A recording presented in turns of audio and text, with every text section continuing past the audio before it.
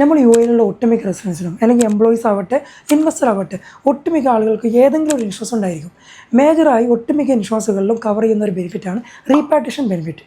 Repartition benefit എന്ന് പറഞ്ഞു കഴിഞ്ഞാൽ നമ്മൾ ജോലിക്കിടെ അല്ലെങ്കിൽ നമ്മളിവിടെ റെസിഡൻ്റ് ആയിരിക്കുമ്പോൾ നമുക്ക് എന്തെങ്കിലും മരണം എന്തെങ്കിലും സംഭവിച്ചു കഴിഞ്ഞാൽ നമുക്ക് ഈ മരണം മൂലം നമ്മുടെ ബോഡി നാട്ടിലെത്തിക്കാൻ വേണ്ടി വരുന്ന ചിലവുകൾ അല്ലെങ്കിൽ ഈ ബോഡി സംസാരിക്കാൻ വരുന്ന ചിലവുകൾ ഇത് മേജറായി കവർ ചെയ്യുന്ന ഒരു ബെനിഫിറ്റാണ് റീപാർട്ടീഷൻ ബെനിഫിറ്റ്.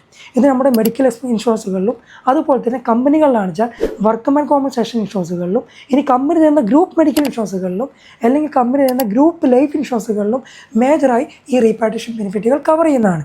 മെഡിക്കൽ ഇൻഷുറൻസുകളാണ് അല്ലെങ്കിൽ ഇൻഡിവിജ്വലാവട്ടെ ഗ്രൂപ്പ് മെഡിക്കലാവട്ടെ മിനിമം ഒട്ടുമിക്ക കമ്പനികളും 5,000 മുതലാണ് ഈ റീപാർട്ടീഷൻ ബെനിഫിറ്റുകൾ കൊടുക്കാറുള്ളത്. ഇനി വർക്ക്മാൻ കോമ്പൻസേഷനും ഗ്രൂപ്പ് ലൈഫ് ഇൻഷുറൻസുകളാണെങ്കിൽ 5,000 മുതൽ 15,000 വരെയുള്ള ബെനിഫിറ്റുകൾ ഇതിൽ സെറ്റ് ചെയ്ത് വെക്കാറുണ്ട്. അപ്പോൾ നമ്മളെടുക്കുന്ന ഇൻഷുറൻസിൽ റീപാർട്ടീഷൻ ബെനിഫിറ്റ് എത്രയാണെന്നുള്ളത് നമ്മൾ നിർബന്ധമായും നമ്മുടെ ടേബിൾ ഓഫ് ബെനിഫിറ്റ് ചെക്ക് ചെയ്തുകൊണ്ട് നമ്മൾ ചെക്ക് ചെയ്ത് ഉറപ്പ് വരുത്തേണ്ടതാണ്.